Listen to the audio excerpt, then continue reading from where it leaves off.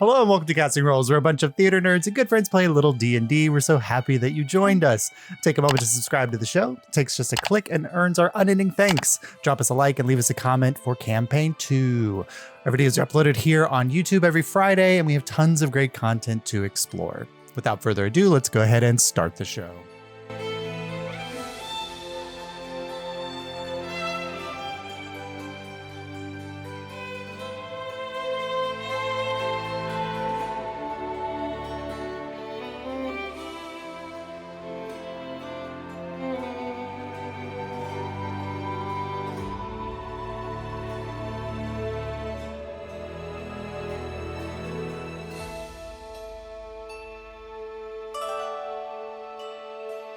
Last time, our crew of adventurers spent the evening in the dormitory, taking advantage of the hot springs and having conversations with one another, while Ravik went off in search of some Sphinx love. Unsuccessfully. Some Sphinx tail, if you will. Yes. Finding instead the Sphinx's pet, Sphinx of Wonder Enigma, who presented Ravik with the opportunity to find the Sphinx's location by answering a riddle, which Ravik failed to answer, and instead now Enigma seems to be attached at Ravik's hip. You all then the next morning traveled. The second riddle pending, yeah. The next morning you all traveled to the tower to head to the orrery so that you could find Indira's fear. And with the help of Joy, headed up into the tower and discovered where Fear had kind of blocked off the area of the orrery with this cloud of horror and terror. And climbing up through it, you found yourselves in the milky white expanse of the orrery, orbs representing different planes of existence rotating around the central sun of Anor, upon which Fear was standing, kind of muttering to herself.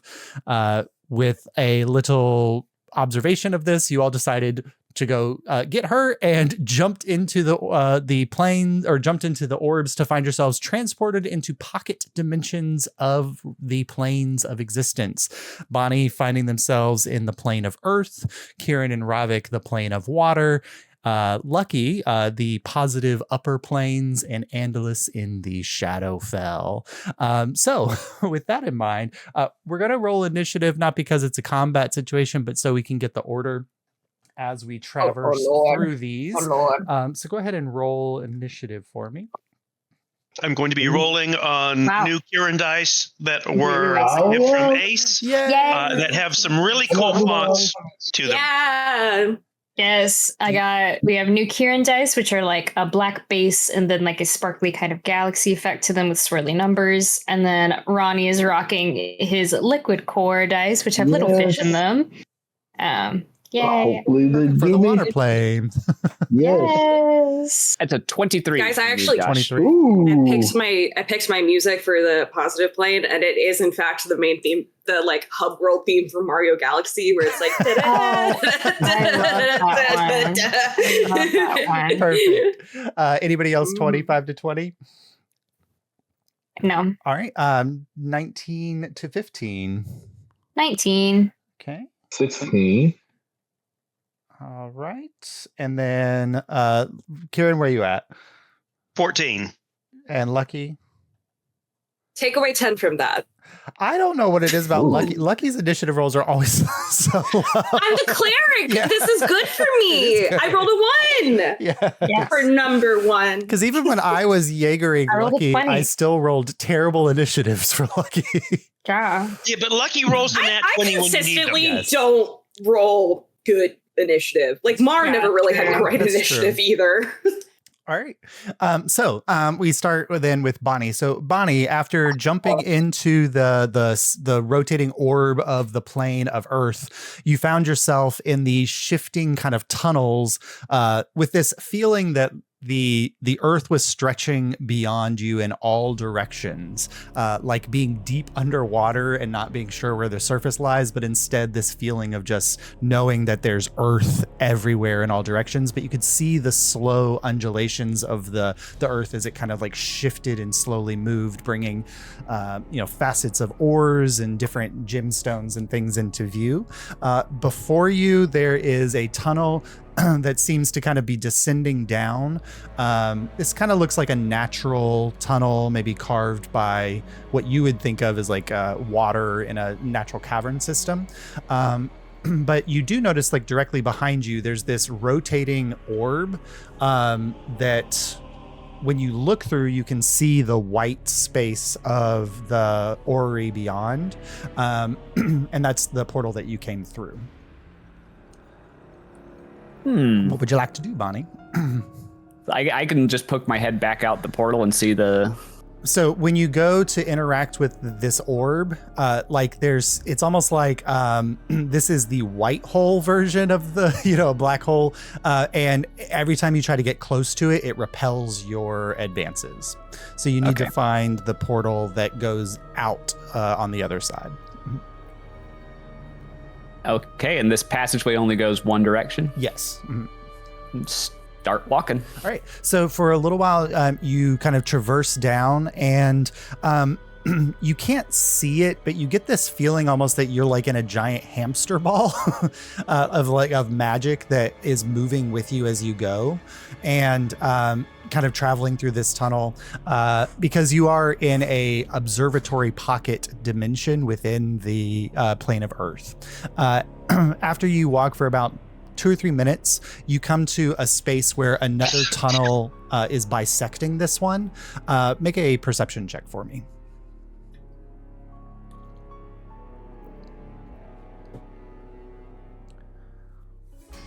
15. The second tunnel is very different than the one that you're currently in. The one that you're currently in seems like a natural cavernous expanse.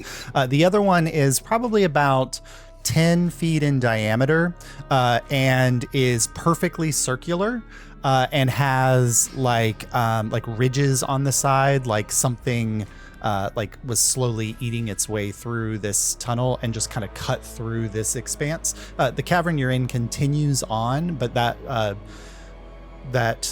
circular tunnel kind of goes up one direction and then down the other.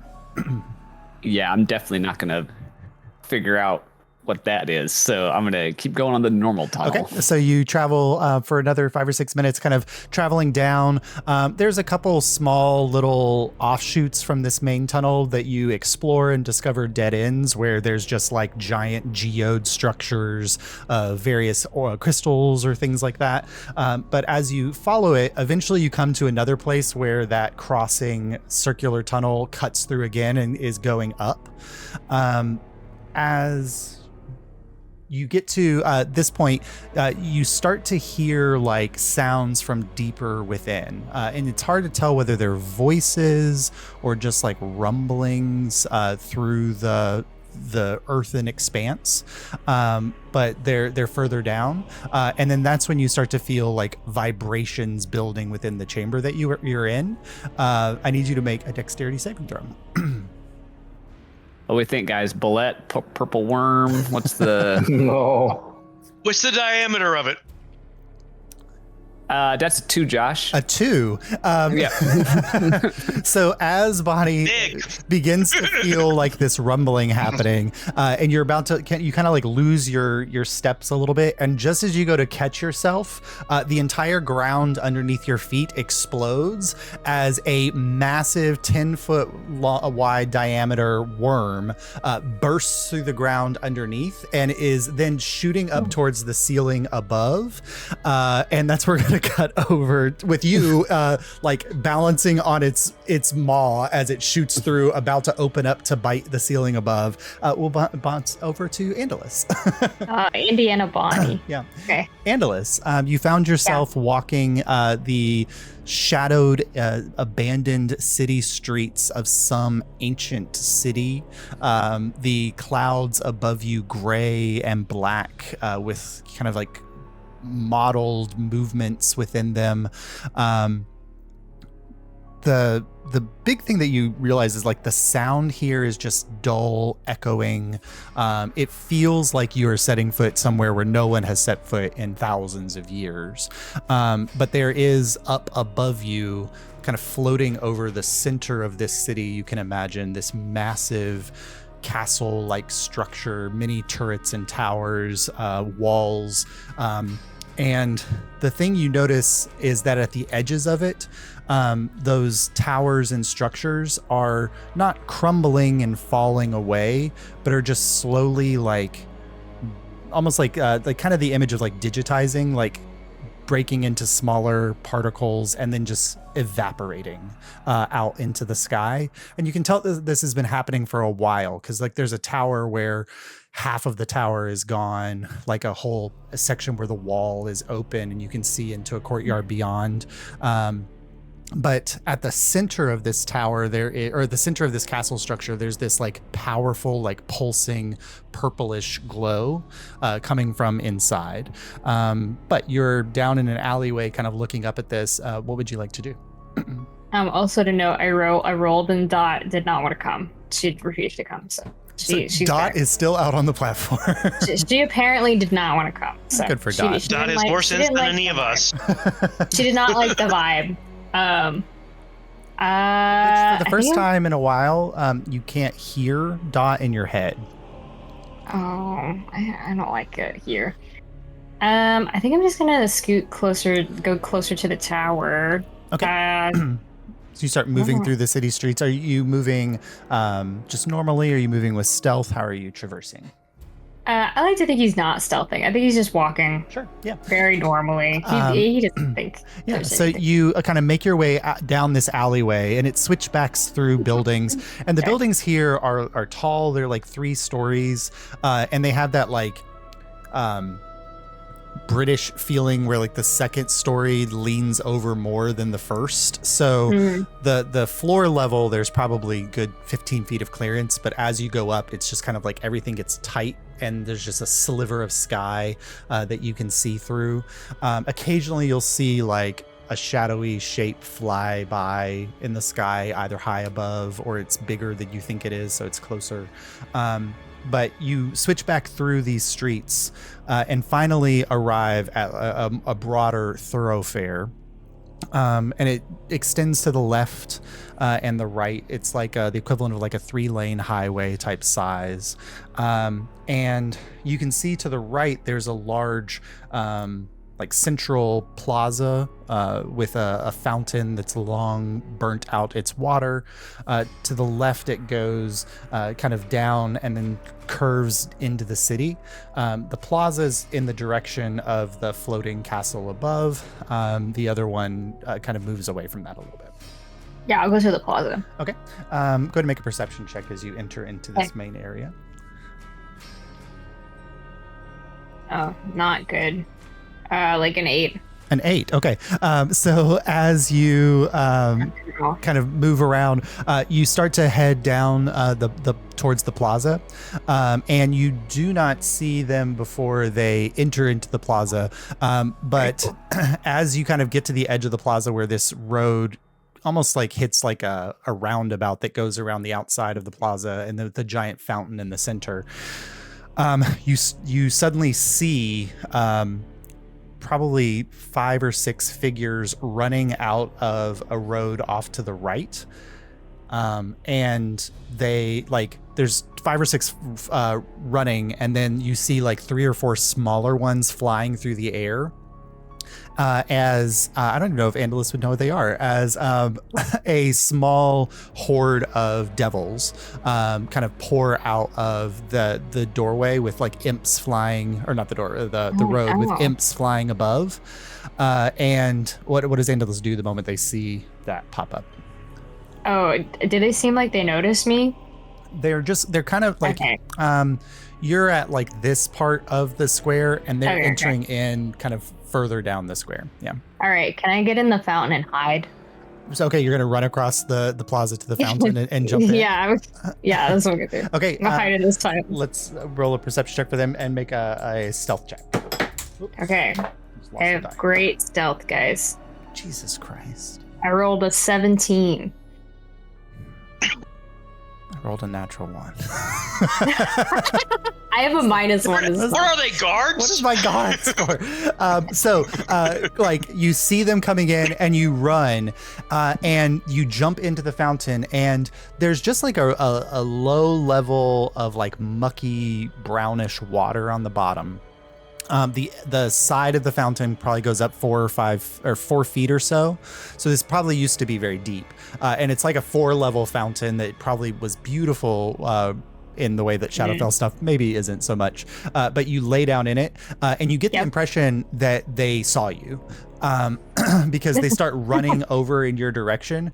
But then they move over right in front of where you jumped in, and they didn't see you.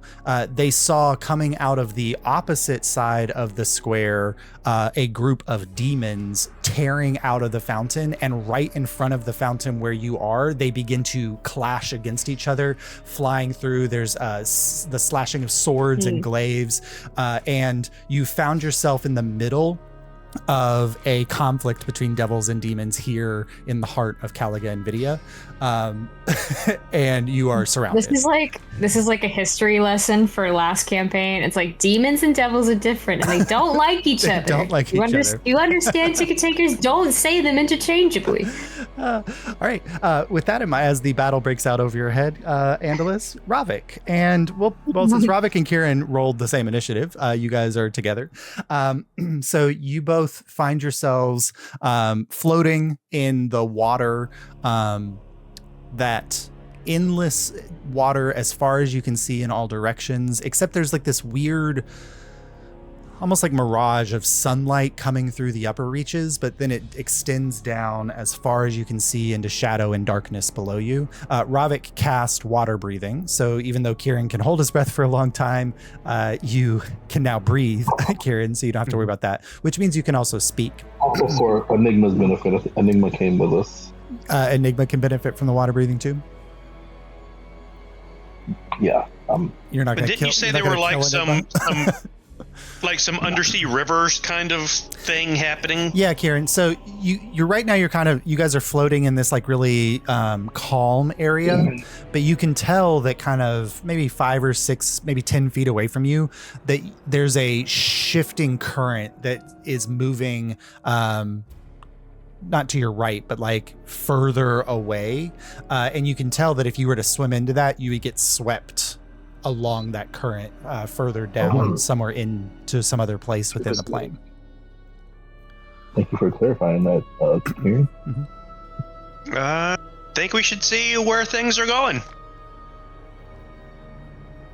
Is there anything that we can see, any structures or beings traveling in a certain direction? Go ahead and make a perception check. Endless water all about. Okay. Water everywhere, not a drop to drink. A 13 on the dice, and I don't know. I should have played my character. She's ready. That is 13 plus 1 plus 2. No, it's plus 1. I rolled a 13 as well. So 14. As you're kind of looking around, you don't see any like shadows moving through the water. You don't see any like distant structures or buildings or anything like that. You seem to be in a fairly calm location. Well, would Robert know anything about the plane of water and how traversal works? Like, would people use these slipstreams or these currents to travel through the plane of water? Yeah, I think with the research that you've done, you probably know that like slipstreams are a way to travel around the plane of water if you don't have some kind of, beast or vehicle or something to traverse you through, or you don't have a fast swim speed yourself, that you could get into a slipstream and it's going to carry you somewhere. You do know that it, like, depending on the strength of the stream, it might be difficult to get out of it. Karen, I've seen that there's nothing really about. I suggest we see if the current will take us to any populated area here. See if there's anybody to talk to and find a way to get back to where we came from.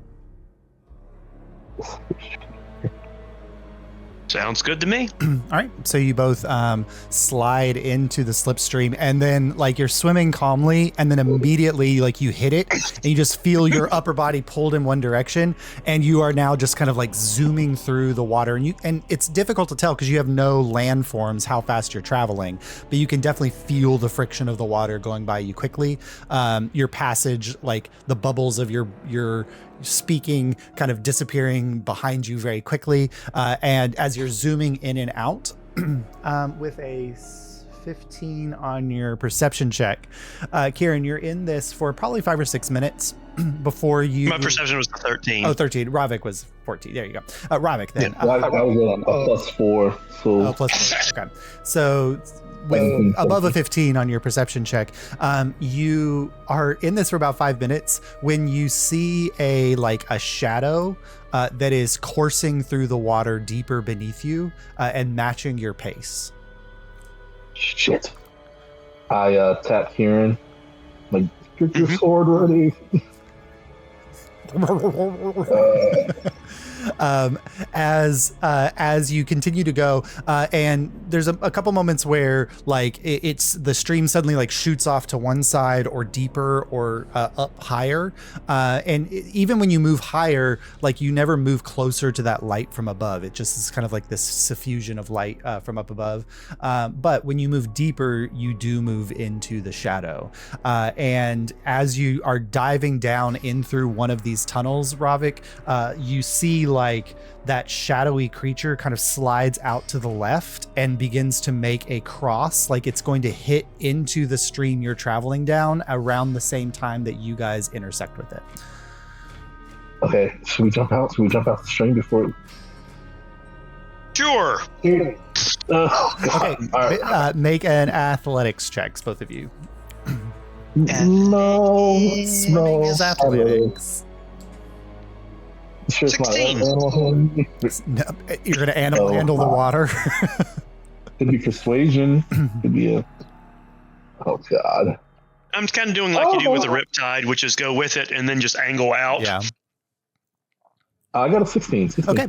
So as you both kind of see the shadow moving closer down to the bottom, you kind of like angle yourselves and throw yourselves out. It's Thor throwing Hela out of the gate in Thor Ragnarok, right? Like you're sliding against it for a moment, and then you fall out, and your momentum immediately ceases, and you kind of right yourself in the air, just as you see, or in the water, Ravik, just as you see this massive, probably 20-foot long shark tear through the area where you would have just gone, and then swim further up. As you guys are watching, it begins to circle back around. Back in. Lucky. You teleported out in this a beach, beautiful, like the shores of which are made of diamonds, descending out into like this golden expanse of grain and grasses. And before you, the ocean behind you is like liquid diamond crashing up in waves. And you can hear every time that the waves crash, you just hear like, please watch over my mother. Please help me with this. Please, can I get this job? Like, you're hearing the waves of prayers crashing onto the shores here. But immediately, like, there's a bright light that's throughout the whole sky, but no source of that light. But everything kind of has the Zack Snyder wash on it. Like, ew. like, gross. This should have like a Studio Ghibli look, but instead there's like this like slight griminess or slight desaturation to what you're looking at.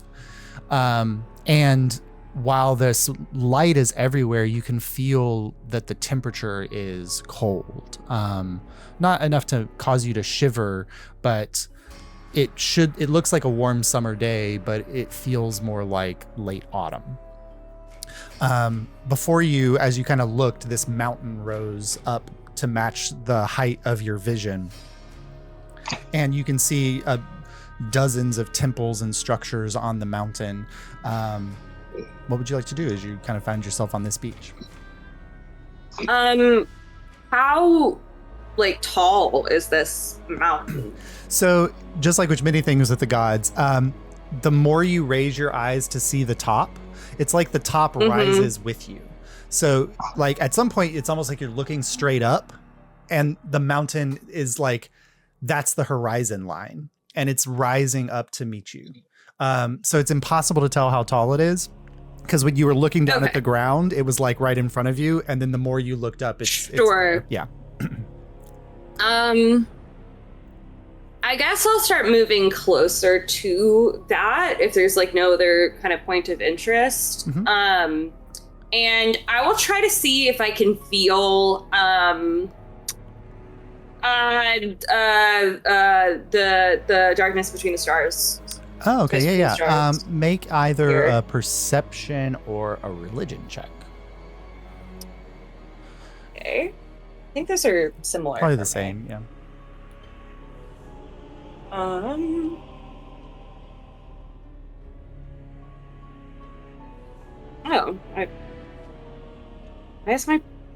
Why is that higher?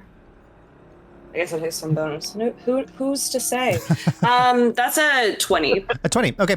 Yeah. So as you kind of begin to walk away with your heightened kind of cleric instincts going around, you do feel like that feeling of the camera, right? That's like following you, the way he kind of manifests himself as this observational entity. You feel him watching you, but much closer than you're used to. Okay. Because as an outer plane, right? Like you're on the edges of the bubble. Yeah. And so you are like kissing the astral sea here. And so you're you're close, very close to his domain, instead of at the heart of this plane. The other thing you do notice is that everywhere like as you're leaving the shoreline where the water was kind of rushing up and like lapping against your boots, everywhere you step, there's just like this brief, like in the water, this brief like golden flourish from your feet, moving away. And it's almost like you feel the prayer wash up on shore and it says, watch over my mother, she's very sick. And then where you step, you feel thank you, as the prayer releases. Are there two sets of footprints behind me on the beach? No, there was only one the whole time because Bellinor carried you. It's Bigfoot. It's Bigfoot. But you leave the shore and then kind of enter into the grains, moving closer to the mountain.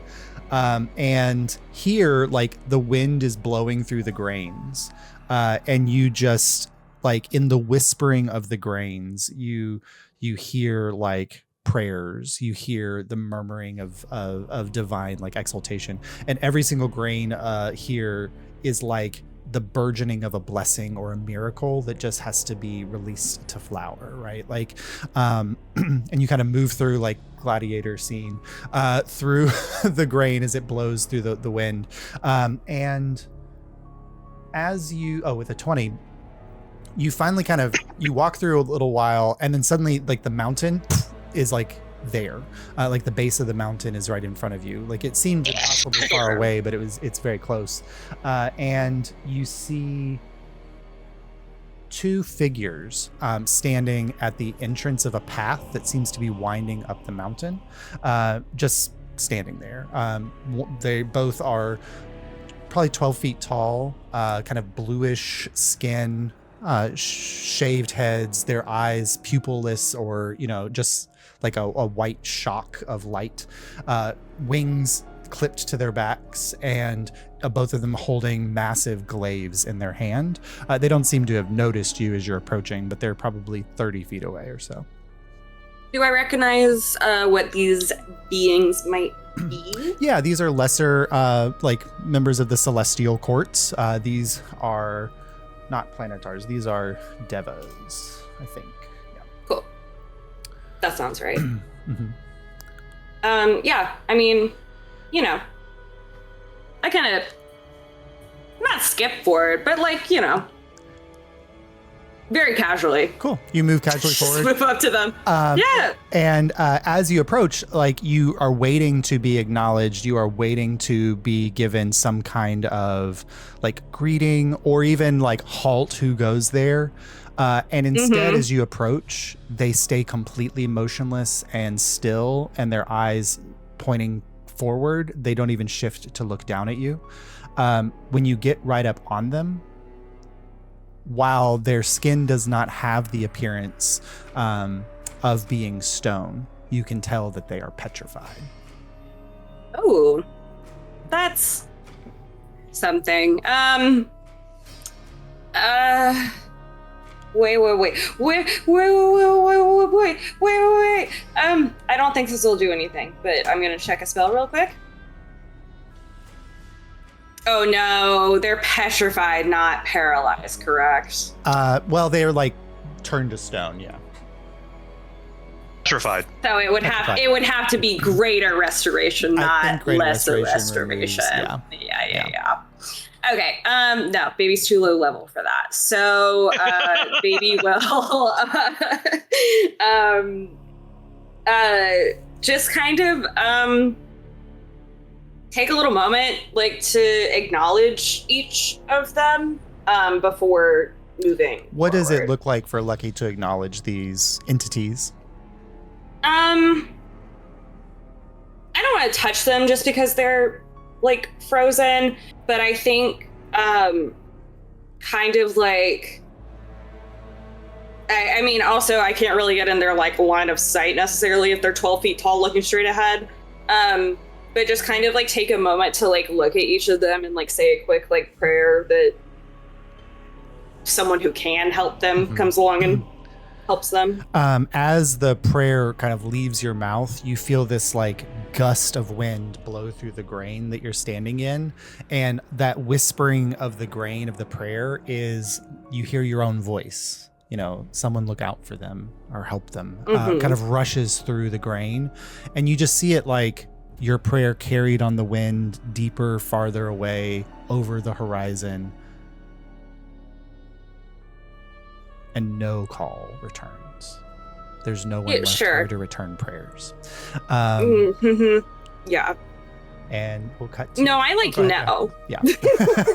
And we cut to Bonnie. Bonnie, you are on the nose of a giant earthworm that is powering up towards the ceiling. You failed your dexterity throw. You are kind of trapped. You feel its jaw beginning to separate, not to eat you, because it doesn't really know you're there, but to just bite into the ceiling above it as it kind of flies through. What are you doing in this moment?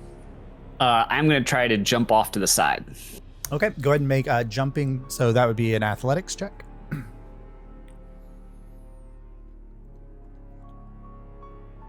That's better. That's a 16. A 16. So you kind of use the you've got 15 feet of clearance here. You like it pushes you up about 7 feet in the air, and you use that momentum to throw yourself off to the side. You will take 2 points of falling damage as you're kind of thrown in a trajectory and you land roughly onto the ground beneath you as you watch this massive kind of ribbed structure of the worm bite into the ceiling above, and then like 30 feet of worm going into the ceiling as it's biting and then traversing into the rocks, going deeper off somewhere else. And then the vibration slowly kind of diminishes in the chamber that you're in. I'm really hoping it's done for the night, but I'll dust myself off and keep moving. Okay. So you kind of keep following the natural tunnel deeper within.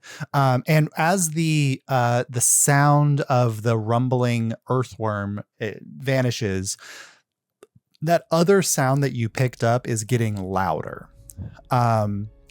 And now that you're kind of descending deeper in, it is the sound of voices.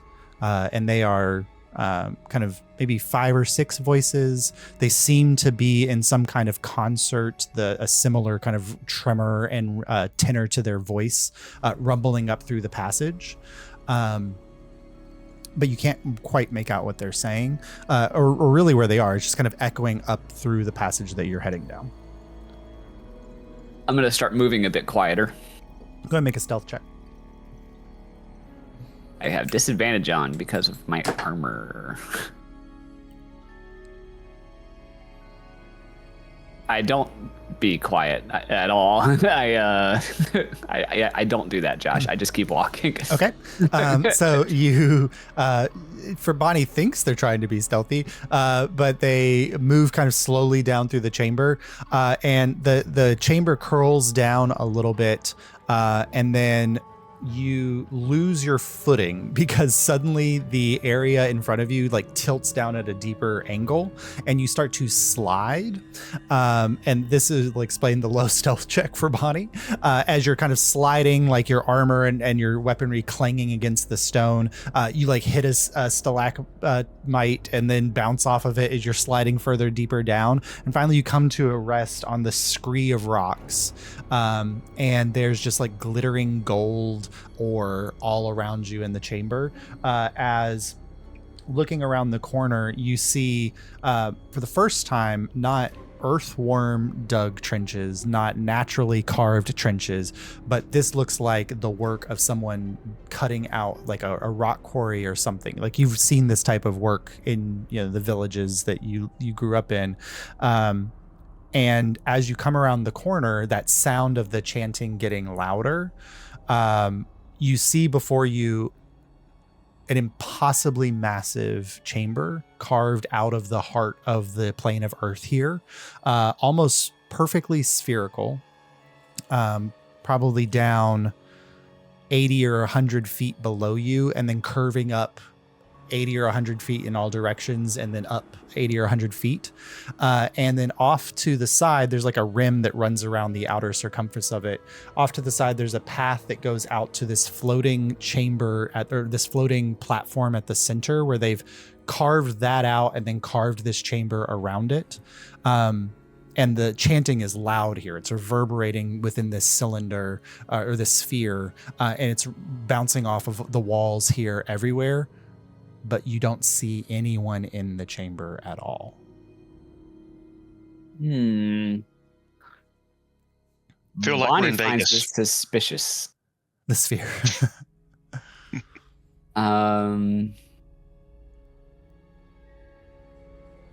Make a perception check for me, yeah. Yeah, I was gonna say. That's a 6. A 6. Yeah, no, you're not sure where because the voices sound like they're coming from all over this chamber. Like there should be people here. There should be hundreds or dozens of people at least, right? From the sound that's being produced. But you are uncertain. The only thing that's really clearly visible is that platform at the center, that you can't really make out what it is from this angle if you want to move closer to it. I'm going to get closer to that. Okay. And with that, we'll cut over to Andalus. The sound of battles and clashings above you. Occasionally, like an imp will fly overhead as a spear hits it, and it is carried off over your head into the distance, like the black ichor of the devil bloods raining down in to mix with the brownish, murky water that you're currently hiding in. What would you like to do? So they're all fighting. Yeah, they're kind of all over the square right now fighting. Yeah.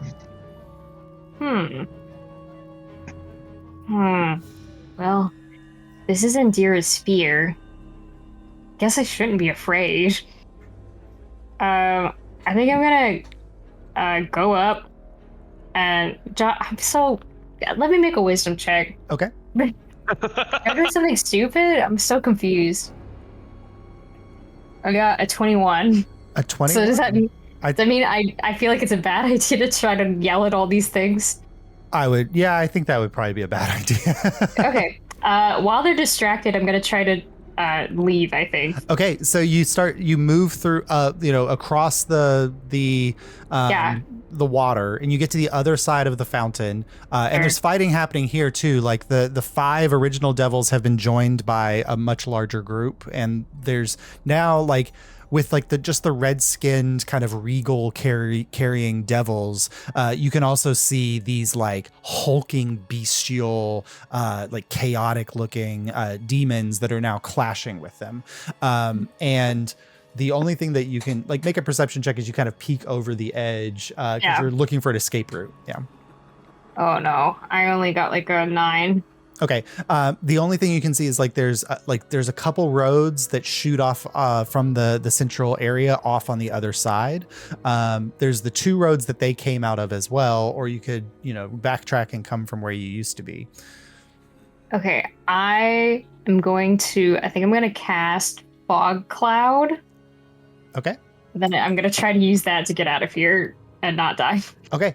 So suddenly, like in the center of this area, this cloud kind of begins to expand, and you see like devils and demons like rushing into it, and then suddenly you just see their shadow for a moment before it's obscured, and then you hear the clashing happening within the fog cloud. You step into it, and all of the sound is dampened. What we're going to do is a little bit of a skill check as you move through the fog cloud to get to the other side, because they've moved, they're clashing within the fog cloud. So go ahead and give me your first stealth check. Okay. I'm so good at stealth, actually. It's crazy. I have so much, as a heavy robot, I have so much stealth. Yeah. I rolled an 8. An 8? Well, yeah. Okay. So as you begin to move, it's like you don't hear anything for a second, and then suddenly you just see this giant hulking mass of a shadow suddenly pour from the area, and it kind of looks down and sees you, and just as it's about to take a swing at you, a devil dives out and hits it in the head, and they go tumbling off into the darkness of the shadow a little bit, as you beat it by 1 on its perception. But you move forward another step. Go ahead and make your second stealth check. I don't like it here. I don't like it here. Wow. I rolled a 9. I'm rolling so bad. That's great. I rolled a 6 and now I rolled 7. Yes. Thank you, my son. Yeah, he's gonna live. Like this is the moment. This is like the moment in Lord of the Rings when the halflings are moving through the battle and like it's all happening around them, and you're just like these giant creatures and devils are flying around and trying to get at each other, and like you're moving through and you duck down just in time to have a demon charge over you as it attacks a devil on the other side, and you can hear like bursts of fire and flame light up the fog briefly before it's swallowed by the fog's energy. Make your last Okay, all right. One does not simply Mr. Magoo their way into Mordor. Oh, no, Josh. Does. Right at the end, I rolled a 1. 1. Okay. So as you get to the edge of the fog cloud, you have a choice of like, do I continue to try to move stealthily through this square without the edge? Like the road that leads off into like an alleyway beyond is probably 10 feet. You could dash over to that, but you are leaving the protection of the fog cloud. What would you like to do? Yeah, I'll dash it. Okay, so you dash through over into the alleyway and kind of cut up the alleyway and kind of switch back away, the sound of the battle fading behind you, until you see, or this die is betraying me. I don't have to breathe, but I'm breathing so hard. You're breathing so hard. So you think that you've kind of escaped. You've gotten away. And then suddenly, like, as you're going, this spear shaft embeds itself in the ground right in front of you as you're running. And you turn and look up, and there are 2 imps that caught sight of you and are flying through the alleyway following you. Okay. I'm not associated with you. Please leave me alone. Yeah, it's fresh meat. Ew, is that what you eat? Okay, that probably makes sense. They're rearing back to throw another spear. Okay. Oh, that one will hit. Oh no. But that one will not. You take 3 points of damage as one of the spears kind of hits you in the shoulder, as they're kind of trying to pin you down and do that. You can continue to run. What would you like to do? Yeah, I'm gonna That's the best thing to do. I'm gonna poison spray them, I think. Okay. So you wait for them to kind of get a little bit closer, and then you're going to send up the cloud. That is a dexterity. No, it's dexterity saving throw. Constitution save. Constitution saving throw. That's a 4 for the first imp, and that's a 9 for the second imp. I think that's both fails.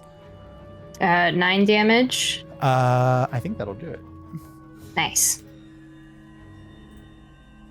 Oh, it's 2d10. Actually, we're 5th level. Hold on. I do 2. That's 12 damage. 12 points damage. Okay, so no, that's not it. So both of them kind of like rear back, and then let's see if they think that you are still worthy of the fight. I told you, don't mess with me. Okay. I am not to be messed with. So one of them, like coughing from the poison, kind of rears back and then takes back off towards where it was flown from to rejoin the battle that's happening at the square. The other one says, no, you have to take out all interlopers. That seems like it's not going to work out well for you. And it rears back to throw a spear. Yep. As you continue to run, I don't think that'll hit. That's a 12. Miss. Okay. As the spear clatters and you keep running, there are in this kind of this alleyway that you're traveling down, there's a couple like doorways off to the side, or you can continue to traverse through the alleyway and run. What would you like to do? Oh, I'm going to hit him with the Thorn Whip. Okay, go ahead and make your attack. This guy's he's going down. No. We're supposed to be brave here. This is conquering fear. I rolled 14 plus. That'll hit. Sick. Where are all my fucking D6s? 8 damage. Okay, so as the Thorn Whip kind of lashes out and hits it, it drags it close to you. And then the thorn kind of tightens for a second and and then it falls to the ground and begins to turn into a puddle of like black ichor on the ground. I'm going to like scoop up some of the ichor in one of my vials. Okay. That's going to be a big hit with the mold guy. But big then as you kind of are cleaning up for a second, you listen and there's the sound is nowhere present. But you do see like this weird, like purplish glow coming from further up the alleyway. When you round around the corner, you see in front of you, like this alley ends in a dead end, but there's a large steel door that has a purple glowing lantern sitting on a hook on the door. And okay, I'll go up to it. You go up to it, and it's this purplish flame is burning in this lantern, and you can tell that there's 2 other like spaces where the flame, where a lantern should be, but they're currently not present. And we'll cut over to the plane of water. So as you all like dive out of the current, the massive shark swims away for a second and then begins to turn around and come back in your direction. What would you like to do? Is it downstream of the stream, or is it upstream? So the stream is kind of cutting down and it hit it perpendicular, and so it's off to the side of it right now, turning around and coming back. Oh, Sully's barking. You're muted, Ronnie. It's because Sully is deciding to be very upset about something. Sully's going crazy. Give me 1 sec, Karen. What do you think? I'll dive into the water, but have weapons drawn. Okay. So you dive back into the water, and it carries you down deep and begins to you see the shadow of the shark as it was turning around begin to descend above you, but you can tell like it turns and starts to dive down following your direction. It's probably swimming like 60 feet per second or 70 feet per second. You guys are traveling a little bit around that speed, whether or not you're faster or not, and as you follow the path, it curves down, it spins away, but you can tell you're moving deeper and deeper into colder water. And after a minute or so, like the shadow kind of fades into the water behind you. Right before it completely fades away, can I turn around and I'll aim my sea glass hilts and I'll try to hit it with an Eldritch Blast. Sure. Maybe to deter it from chasing us. Yeah. Make an attack roll. Or you could make it angry so that it still does. Oh, okay, wait. So, all right, before I do that, I don't know. Can I use? No, I didn't roll it yet. I was going to, and I thought better of it. Can I try to make a psychic connection with it using my whatever it's called, awakened mind? Yeah, sure. So I have a connection. Is it within 30 feet of us? No, it's not. Fudge. Okay. It also doesn't speak your language, so I don't know if that would work. Do they have to speak my language? Okay, all right. I'm not sure what the things. I don't know if it says that they have to be able to understand you, but it just says one creature you can see within 30 feet. You and the chosen creature can communicate with each other while the two of you are within 5 miles. To understand each other, you must mentally share a language. Okay. Yeah, so they don't. I mean, the shark doesn't speak common or whatever. Yeah, it speaks sharkish, which you don't speak. All right, I'm gonna just blast it then. Okay, so go ahead and make your attack roll. Unless Kieran thinks better of it, I'm gonna. Kieran doesn't know what you're doing. 21 to hit. That hits. Roll damage. Okay, and then I think I have 2 blasts. I'm gonna go ahead and take them both. The next one is a 12. Probably a hit. That misses. Okay. Damage. Let's get 2 damage. 2 points of damage. So as the shadow is retreating, Kieran, you're like, "Oh, this is good." It's losing interest. You see this burst of energy fly up, hit the shark, and then what you would think would be like, okay, well now it's going to be angry and follow you. It continues to fade back into the distance. But okay, sorry. I just want to say for the record, but I was distracted by Sully, and I didn't hear that you said that it was retreating. But you can feel that was dumb on my part. You are starting to pick up speed. Okay, all right. Go ahead, Kieran. Yeah. So as the it begins to drag you, eventually, like, you kind of dig deeper down into the water until it kind of levels off. And there's something like this sound that you've only ever heard like on a river near a waterfall, like the rumbling torrent of falling water off in the distance. And both of you can make a perception check as you begin to kind of hear this sound reverberating through the ocean. Well, I rolled a natural 2, so I don't figure out crap. Nope. Come on, Ronnie. Perception, you say? Mm-hmm. 15 on the dice, and that says a +4. Yep. Okay, so 19. 19. So as you are kind of, you kind of are feeling, it's more like you feel the sound more than you see it, like this rumbling energy of like falling water. And it's strange because you're looking out and everything looks the same except like, I don't know, like 500 feet ahead of you, there's just a weird disturbance in the waves. It's hard to tell because everything's ocean as far as you can see. But you just like, it's like your ocean spidey sense is tingling, Ravik. There are no waterfalls underwater. The only thing that you could be approaching is a maelstrom. Oh. And that's where we'll turn to Lucky. You walk between the frozen statuesque forms of these two entities. And begin to make your way further up the mountain. And it's strange because like every step you take up the mountain, I mean, to you, it feels like a step, but you go 100 feet and you turn around and that grain floor is 1,000 feet below you and the ocean 1,000 feet below you, and then you turn around and you walk another 100 feet and you look down and there's like clouds obscuring your vision beneath you of the ocean below. That the ocean just kind of seems to wrap around this central mountain island and go as far as you can see in each direction, and there's nothing beyond that you can tell. And finally you come across like your first temple structure. This one's fairly small. It is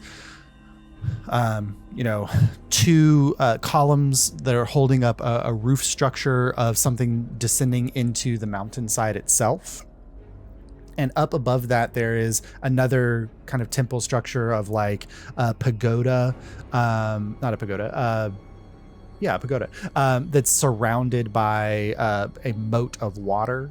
And then up beyond that, there's another smaller temple structure that is like right on the edge of the mountain cliff, and part of it is dangling over the side of the mountain, and the whole backside of the temple structure is open as the wind and clouds kind of drift by it.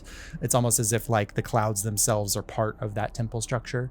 And then you kind of see like there are 7 other major temple structures like this on this path that you're walking. Lucky recognizing that while this realm might not be Tanatsa's or Suvenar's or Gaios's, these are their temples within this structure. But at the end of this path, you see a much larger 7 or 8 columns holding up a massive roof, a kind of wooden and a mixture of wood and marble building structure, an open doorway, and there's a bright white light pouring out of it as you approach. What would you like to do? I go towards the light. Go towards the light. Good. So go to the light, Carol Ann. As you approach the temple and you hit the edge of the light spilling out of the doorway, stepping into the light, you suddenly hear your feet clicking off of marble, because the moment you hit the light, you were in the temple. And now like suddenly like you teleported 50 feet almost, it feels like. And now you're walking along the completely white marble floor, so clean and bright that it's reflecting the rays of light that are pouring through the ceiling, and this impossibly massive temple. And there are 3 figures at the end of this temple sitting on a throne. And the throne has the backs of the chairs are bound here with one front that you can see, and they're sitting kind of like in those 3 positions, where from this angle you can tell that there's 3 figures there, but the way that their heads are close enough to each other, it almost looks like they're one head with a face looking one way, a face looking the other way, and a face looking at you. And they're just sitting there. It's hard to tell if they are suffering from the same problem that the entities below were suffering from. But these are the only other figures that you've seen in the hall. Make a perception check as you get to this point. Okay. That is a 21. At the far end of the hall, right in front of the throne, you see a small spinning orb, very similar to the one that you left behind on the beach. That, like when you looked through, you could see the orrery beyond. You think that you found the exit portal for this chamber at the base of the throne. I would like to move towards that and see if the figure like reacts at all. Okay. As you kind of approach, your feet echoing through this hall, you get close, 500 feet, 400 feet, 300 feet, 200 feet. And at 100 feet, suddenly you feel like gravity release your hold on the ground, and you rise up and you find yourself kind of face to face with the entity. And you can tell like it's blind. It should be able to see, but it's like looking right at you, and it just says, "And who faces the thrice-faced council now?" And you hear all 3 voices say it at the same time.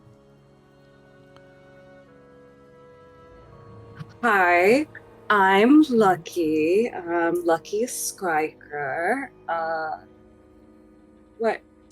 I just am trying to get through this area. If you'll just let me be on my way. Only those who have proven their worth may walk the halls of Celestia unmolested. Why should we allow you to traverse these hallowed halls?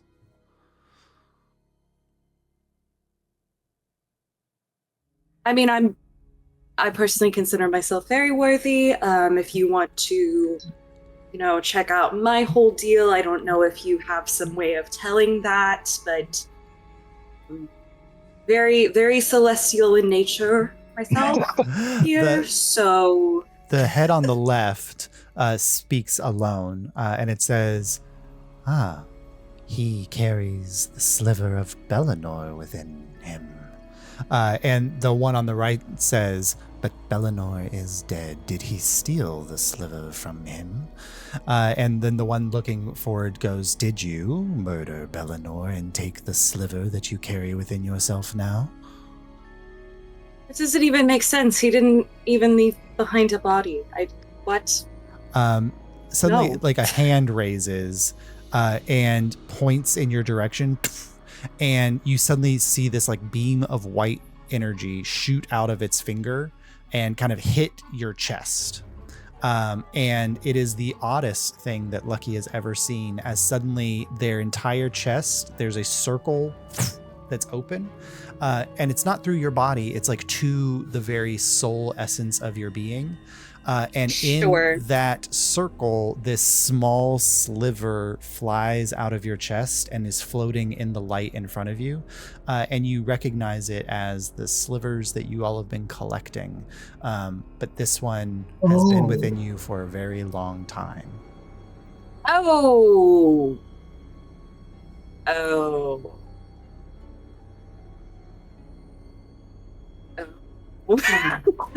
I'm sorry.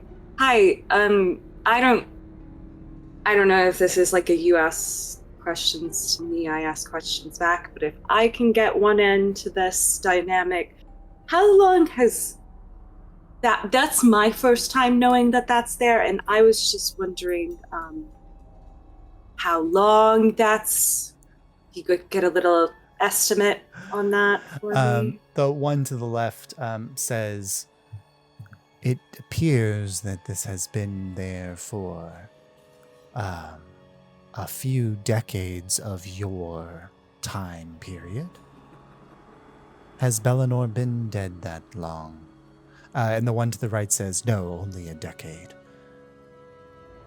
No, so I would have been, I'm not that old.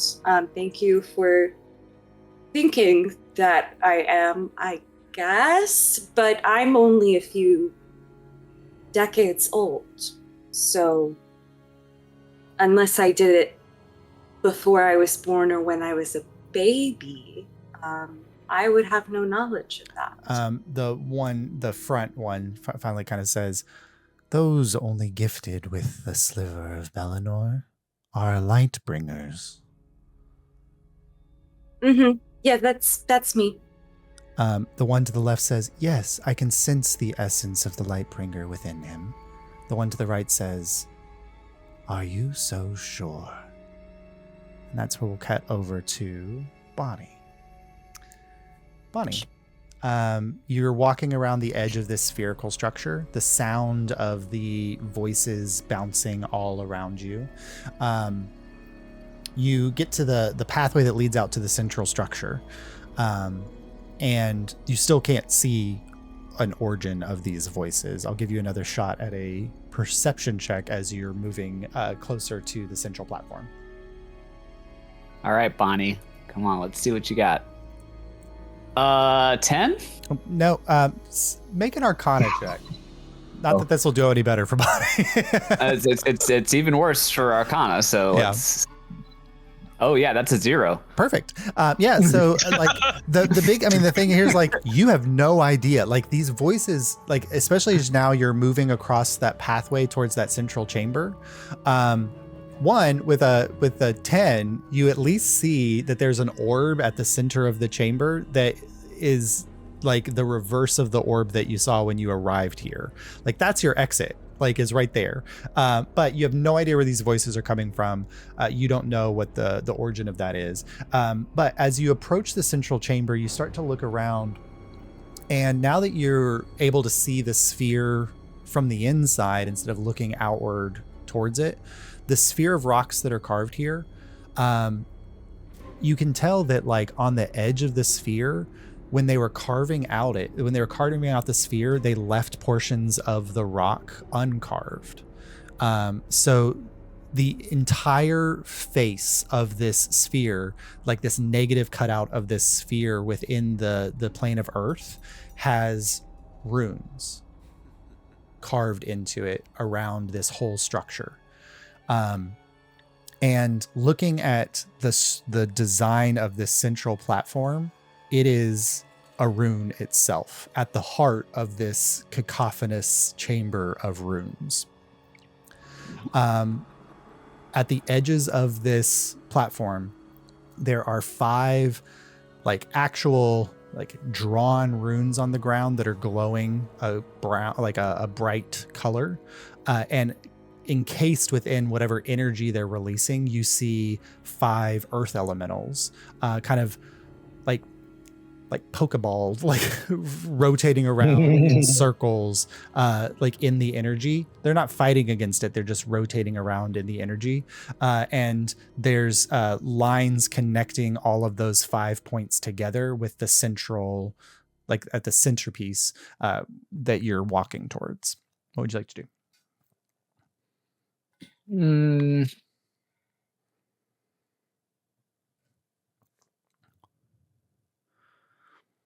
I'm going to try to really figure out these voices. Like, can I make out exactly what they're saying? Are they speaking a language I can comprehend? Let's see. Do you speak?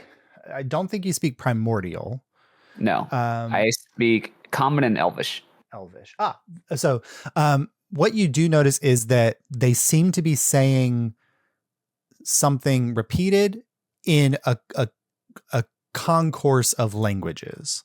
And it's kind of like when you're in an international city at the bus stop and they're like, next stop, Times Square, but then they also say it in French and Spanish, like whatever else.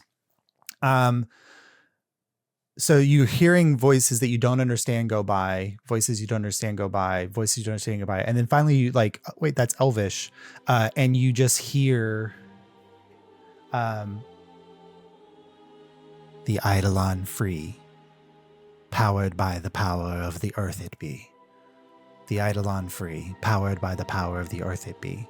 And then like, other languages that you don't speak coming by, but it's just saying that on repeat over and over and over again.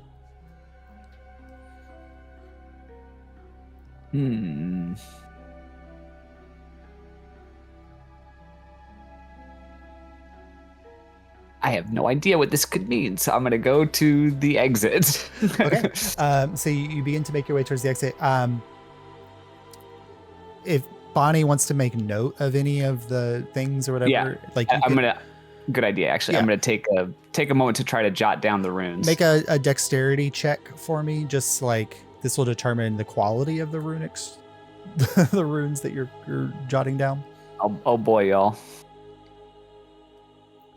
Bonnie's dex isn't. There we go. Nat 20. So 21. So Bonnie goes into a place where there's lore, has no idea what it is. But yeah, so you're able to write down.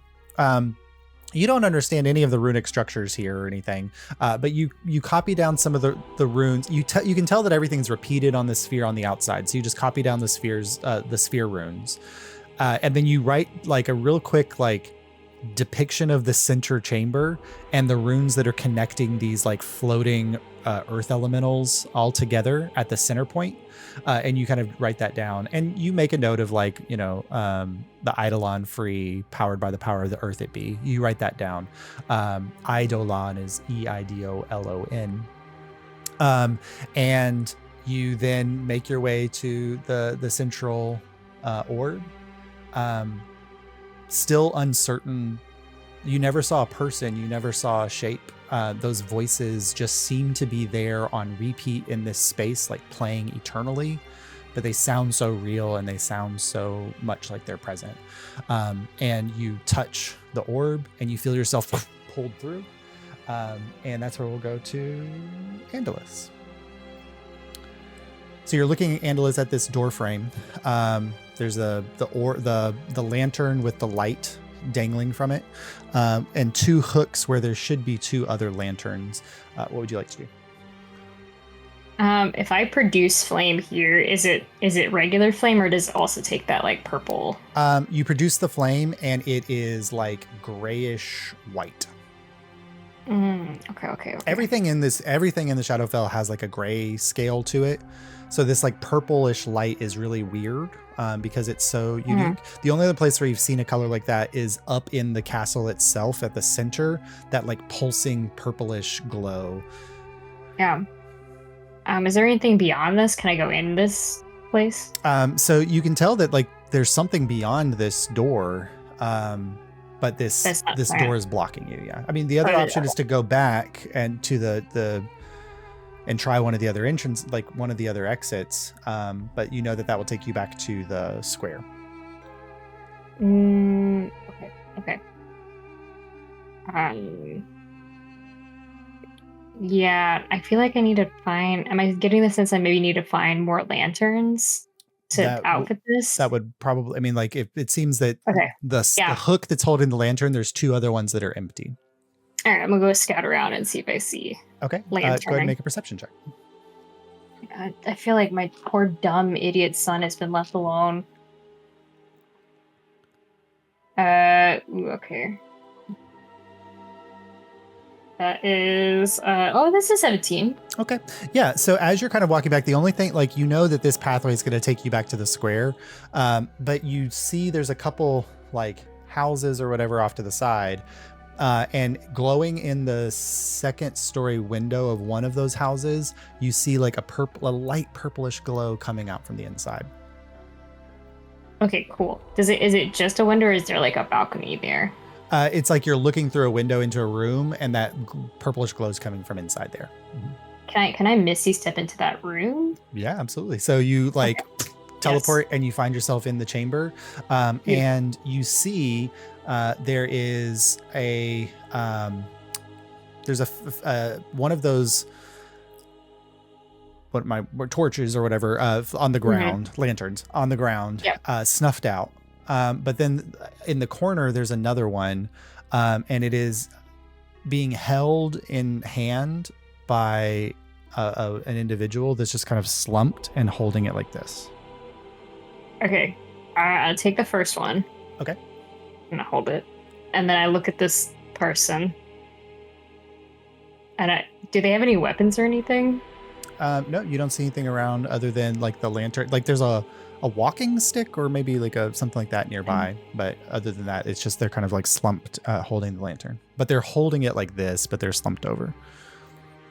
Hello, I'm just going to take this now.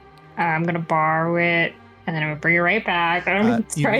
You reach out to grab the lantern. Yeah. And you go to release it, and the hand crumbles to dust, and it begins to travel down the arm. And as the fading dust is running up the arm, it kind of looks up at you. Calaga Invidia is fading. Who controls the tenebrous core now?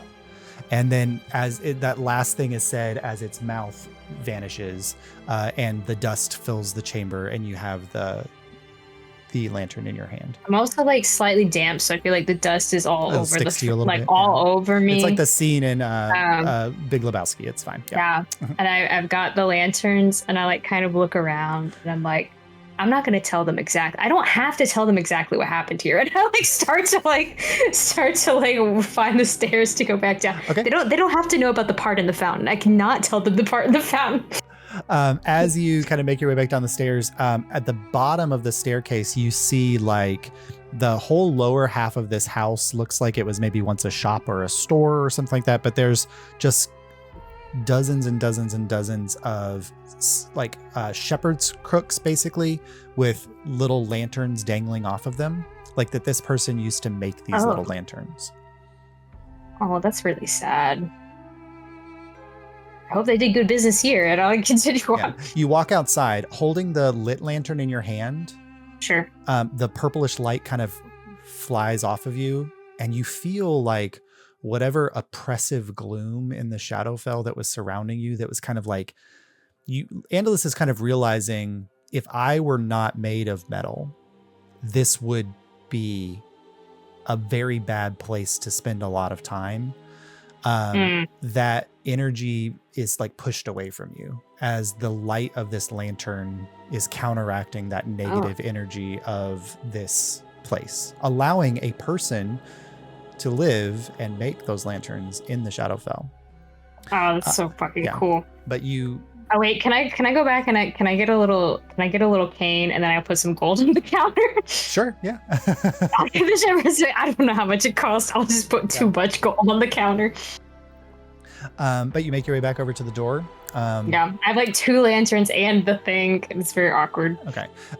So you've got the space to hang you've got the lit lantern you can hang, but you've got the unlit lantern. What would you like to do with it?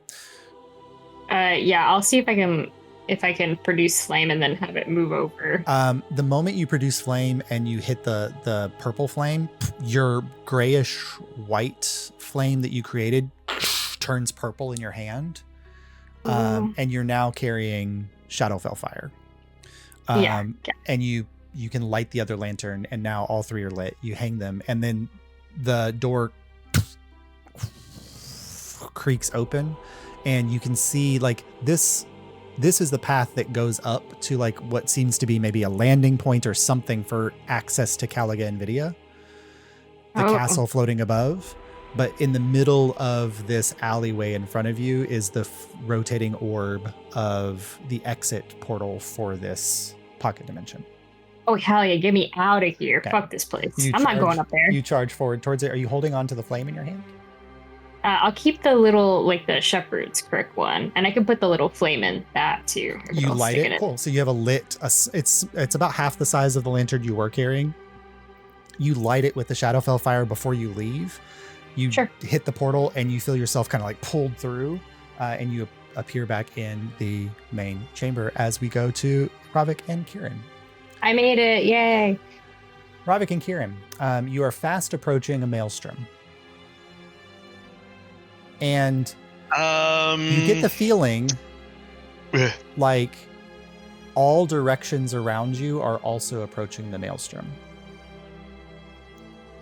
Well, let's spiral down to the bottom. You've hit the event horizon for the minute. And so as you're going, you kind of fly out, and you get to a point where even though everything is water, there is this swirling, like tornadic structure that rises as far as you can see up towards that light off in the distance, and then spirals as far as you can see down. And Ravik, at the heart of this maelstrom, you see a massive multi-towered structure at the heart of this storm of water racing around it. And it isn't floating there because you can see its base like descends down into the water below, but you don't know how far down it goes. Like what is the base of the plane of water that this is anchored on? But there is this, and you guys are you hit the edge of the maelstrom, and you're now traveling around it in a circle and slowly descending as you're kind of going in this spiral. But you see this massive structure at the heart of this storm. Can we angle ourselves to get to it? It looks like if you ride the maelstrom long enough, you'll get down to where the maelstrom seems to connect with the tower at a lower place. So you could eventually get there. If it's hard to see what's going there, but now that you're in this space, both of you can make perception checks as you're looking at everything. See how good the new die are. Uh-oh. Ooh, a 22. 22. That's a 3. Yeah, I mean, plus 5, so an 8. It makes tons of sense that Ravik looking at this would be the most keyed into it, because you've heard stories about a castle in the plane of water at the heart of a maelstrom before. That this is Albahar's castle. Oh no! But with a 22, there's a couple things that you notice, Ravik. First, around the castle within the maelstrom, there are 4 crystalline, like, floating orbs that are traveling around Albahar's castle kind of with the same speed of the maelstrom. And whether they're like stirring it up or they're building energy from it, you can tell that there's like energy transfer between those crystals and the swirling waters. And at the heart of each of those crystals, you see kind of like a Pokeball, water elementals spinning around at the center of those crystals. And they're powered by there. A 22 beats the 20 that you needed to get this information. Even though the sound is very loud here because of the maelstrom, there are voices, and you don't see their origin, but like drifting through the water, voices passing by. And as somebody who speaks primordial, you understand everything that they're saying. As they are saying, Eidolons rise through the seas, they fly. Eidolons rise through the seas, they fly. And it's repeating over and over again on repeat as this maelstrom is flying around this central structure. As you guys are descending, the last thing that you see, Ravik, from the opposite side or of kind of the structure, you see one massive tentacle rise up and whip out towards the edge of the maelstrom walls and grab something and pull it in. And you see a massive shark is dragged into the air of the central portion and then dragged into the depths. Another tentacle rises out of the depths and grabs something off the maelstrom and pulls it out. And you see like a treasure chest overflowing with gold spewing into the waves below, dragged down into the depths of near Albahar's castle. As you're seeing this creature begin to kind of rise up and whipping and grabbing things from the maelstrom walls, both of which you we are part of. Both of you see one of the tentacles kind of reach out and begin to whip in your direction. I need you both to make dexterity saving throws. Okay, you both want some advice? Don't fail this one. That's my advice. Oh, okay. Okay. That's just so you know, just in case that wasn't clear. Don't. If you guys can just roll well here. Yeah, please roll well in this one. I rolled a natural 17 this time, so it's dex save. You said yes. That's +4, so 21. Okay, I rolled a 17 total. Oh, yeah, total. You feel like, so Kieran, one of the tentacles kind of whips out in your direction and it goes to grab you, or you think it's grabbing you, but then suddenly like this, did I drink tea this morning or something? Can like no, not for that's a Constitution saving throw. Some like flotsam and jetsam just like caught in the maelstrom. It grabs at you and like this barrel flies out next to you and is dragged down into the depths by this tentacled creature. And then you watch another one kind of whipping out in Ravik's direction. And Ravik, just as the tentacle gets to you, you feel a scratch on your back as Enigma goes, "Not today, man," and gives you the +2 that you need to survive this. And that's the last time. That's the last time Enigma can do that today. So, as the he's like digs his claws into my back, he like drags you a little bit to the side, like you feel his wings like hit the water just enough to push you to the side as the tentacle whips through the maelstrom and then pulls back, grabbing nothing but descending down. As you guys hit the lower spiral and begin to spiral lower and lower and lower, and eventually like it kicks you out at a like a broad balcony base, and you can tell that like anything that the Kraken didn't grab out of the waves gets deposited here to be picked up later. And so there's just like some random detritus of crushed barrels and like what looks like the leftovers of ships, treasure chests, like kind of overflowing with gems and gold. The entrance to Albahar's castle right in front of you, and the spinning orb of the return portal back to the orrery as well. I'll grab a handful of jewels as I go past the treasure chest. Sure. Is that a good idea? And let's get the hell out of here. If that's better. Ravik would get the impression that everything that's here was supplied as a gift by one of Albahar's many minions. Oh.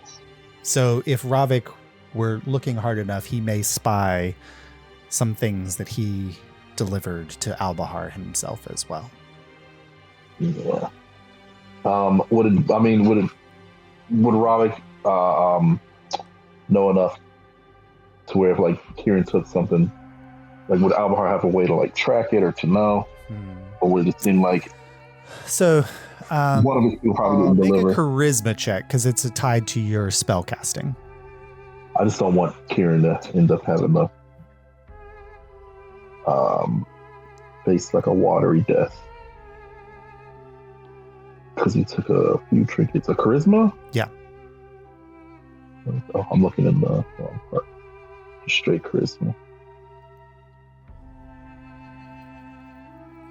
A 10. You're not sure because you know, like when you give over, it's a water weird picks it up and carries it away, and you get the sense that like that water weird then goes through whatever portal to the plane of water to deliver it here. So maybe Albahar would just blame the water weird, or would blame the I don't care about that. warlock patron or the warlock who didn't supply the correct, So if it goes missing, maybe somebody else faces the blame, but you don't think that there'd be a way for Albahar to like track it back to Kieran. Oh, okay. Well, if that's the case, I might grab a little bit myself and tuck it away for later use. Yeah. I'm not going there, but it's just like as you're going past, like, oh look, pearl Yeah. necklace. Yeah, you grab a handful of gems. Go ahead and roll a d6 for me, please. And you watch as Kieran kind of walks past, grabs some things, and then hits the portal. 4. You pick up 4 rubies worth 100 gold each. Okay. They can be rubies. And you watch as Kieran hits the portal and vanishes. Ravik, what do you do? I still he's upset. I'll follow suit. I'll just reach to see if I can grab something real quick and then head towards the portal. Yeah. So you get to the portal. Go ahead and roll a d6 for me, please. Because she's hungry. 6. Okay. You have 6 gems worth 100 gold each. And as you hit the portal, Ravik, the doorway of Albahar's fortress is 20 feet away from you.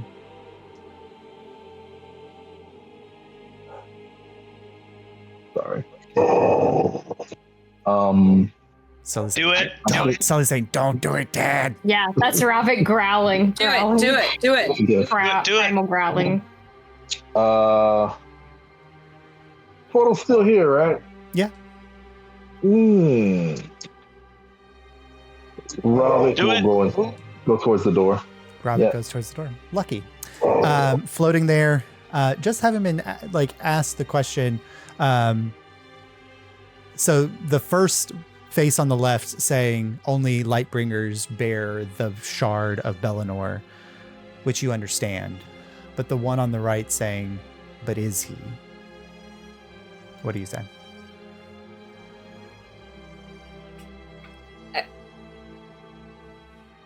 Literally, my whole life has been about being a light bringer. I awakened like everyone else. I don't really know what you're picking up on here, but that doesn't seem right. He kind of lowers his hand, and the white light fades as that sliver kind of flies back in your direction, and then you're whole again. It was just like an X-ray, basically, of your soul. Sure. And the one on the left says, he speaks the truth. They are chosen from birth. They are given the gift of light when they hit the correct age. And before Bellinor's death, perhaps the last to be given so. And then the one to the right says, but something else since then, suffusing the light.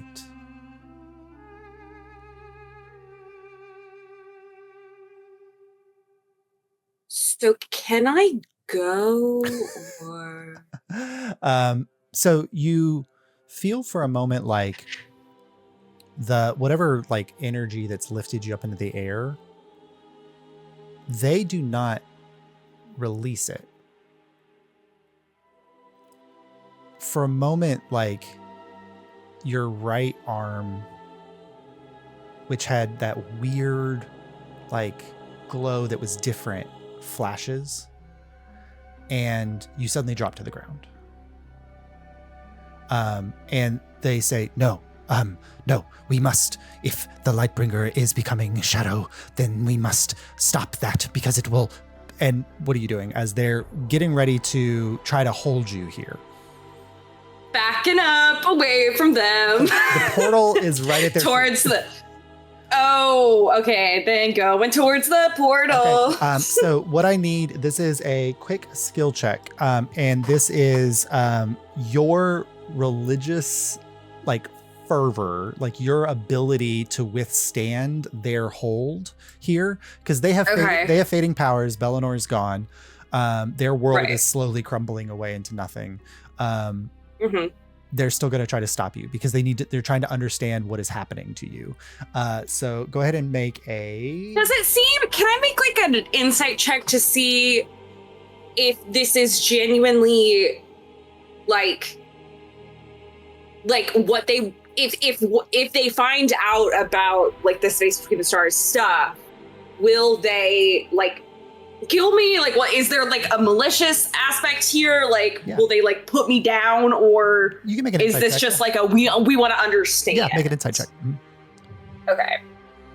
Because if they just want to explain it, then I'm not against it. That is a 23.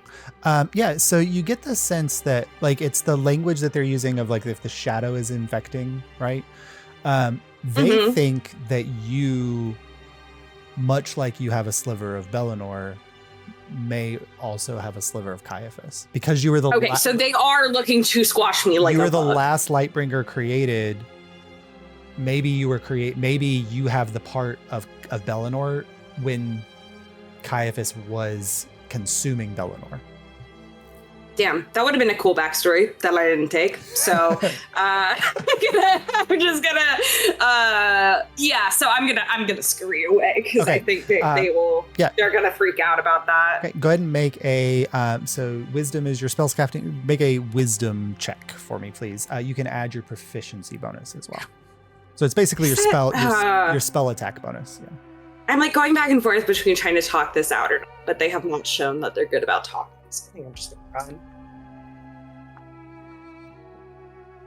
I rolled a natural 1. Okay. So it's a failure on the first check. You feel like as you begin to make your way like calmly towards the thing, you suddenly feel like you're walking through like a sluggishly slow, like something is dragging you back. You're able to continue pushing forward, but their first thing has slowed you. You get the sense that if they are successful again, that they will be able to freeze you in place where you are. So make another like spell attack, basically. Okay. Yikes. Do better this time, please. Oh, that's not much better though. It's not much better. You said plus a spell attack? It's like whatever your spell attack bonus is. So it would be your wisdom plus proficiency. Okay, I mean, that's a 16. Okay. So you feel like you're pushing against it and it wants to drag you back, but you're pushing and pushing.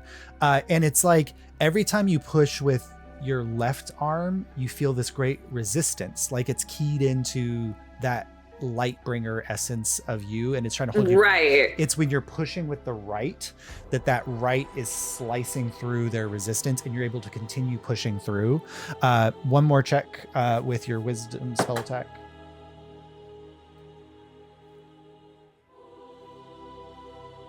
I really should have put this dice down. Oh no. I really should have put that dice down. I really should have. I have a good spell attack, but I did roll a 2. So it's a 10. A 10. But I did roll a 2. I want everyone to know that. So I rolled a 10 as well. So that is a tie. In this moment, Okay. you're moving towards the portal. And we'll do a tie this way. Okay. I think that I can answer some of their questions. You must return to your friends, I feel.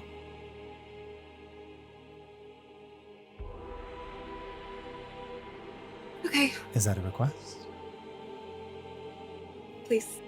You suddenly feel the air cut as a shape hits the middle of the chamber, and then suddenly fills the entire chamber with its presence as you feel yourself pushed forward towards the portal. And the last thing that you see as you're fading away is, this is a chamber of dead gods. You're already dead and don't even know it. And then you hit the portal and you're gone. I don't know if that was a good thing to do, but I did it. Okay. So, all of you. When I come back out, Yeah. I will immediately check to see if my arm looks different. Like it did before. It still has that, like, it kind of goes back to its normal material plane essence, like that light glow on your skin that you're used to of being ASMR. It's just like, almost like, instead of the light coming out, it's almost like the light's going in. So it's like like this reverse energy that's happening there. Okay. But as you all kind of arrive, you all find yourself on the central orb of the Anarvir or the Illyria orb. So you teleported from the kind of plane of existence orbs that you were, and the moment you popped out, you're on the Illyria orb that's circling around the central sun. And you kind of look around and take stock, and Kieran, Bonnie, Andalus, Lucky, you're all there. Dottie is like back on the chamber, and you just hear in your mind connection, like, don't leave me again like that, from Dottie back at the chamber. But you do not see Ravik. And that's where we'll pick up next week. Oh no, what did he do? You were supposed to watch him, Kieran. I love whenever we're out of character watching a character do something, or we're all like, do it, and then we get to be in character being like, why did they do that? So funny. So funny. He was right behind me. He was. Maybe he'll come out in a second. Oh my god. I love it. Oh, I didn't. Once a rogue, always a rogue. Yeah. No. I didn't plant Albahar's thing in the plane of water for no reason. Wow. No, you tried to tempt me with that big castle, and I was like, Hey, for once we took a lead. Goodbye. Yeah. Hey, look. Yeah. Well, anybody who went to the plane. I like the Eidolon. What was that? Eidolon. Yeah. Yeah. I do understand what you're going for there, but it does sound like they just have corporate taglines that I'm really obsessed with. Yeah, I'm like, wow, the branding is really good for them. Yeah. It was like on Friday when we walked past that logo, you commented on it being like evil is. Evil is yeah, we're just pointing out different evil logos. Yeah. Eidolon definitely has an Enron looking logo. I guess it's also some people get it's either Eidolon or Eidolon. There's an argument about Eidolon sounds way cooler. Eidolon. I've never heard that. No, and there was no way that anyone will ever figure this out. Bonnie. They magic mouthed it, so there's the spell is constantly being cast by the magic mouth and keeping it alive. Yeah. Okay. Oh, cool. Yeah. That's cool. Mm-hmm. Josh, can I ask, what would they have done to me if they had grabbed me? They would have three-faced probes, a lot of probes. So there would have been an opportunity for you. Well, now I wish. Sorry. So there would have been an opportunity for you to kind of talk your way out of it, but it would have taken time. And the more it would have been a skill check of persuasion or deception or whatever, like versus a skill check of your religiousness. Right, which is obviously a lot better for me. Yeah. And failure on that could potentially have led to them like taking the sliver back from you. No. That would have been crazy. Yeah. Because that would have been like new character sheet. Well, that would be crazy. Yeah, because maybe we could have fought and got it back for you. The thing that they would have noticed through that is like kind of when you were walking on the beach and you were presenting the only real color on the beach through, they would have realized that your sliver of Bellinor is still active, right? Because as a cleric, right, and that's not what it's supposed to be. Yeah, and they would have been very interested in keeping that here to keep things the way they were. Yeah. Good girl. Oh, I guess I am like one of the last. Are you on the path to becoming a god? No.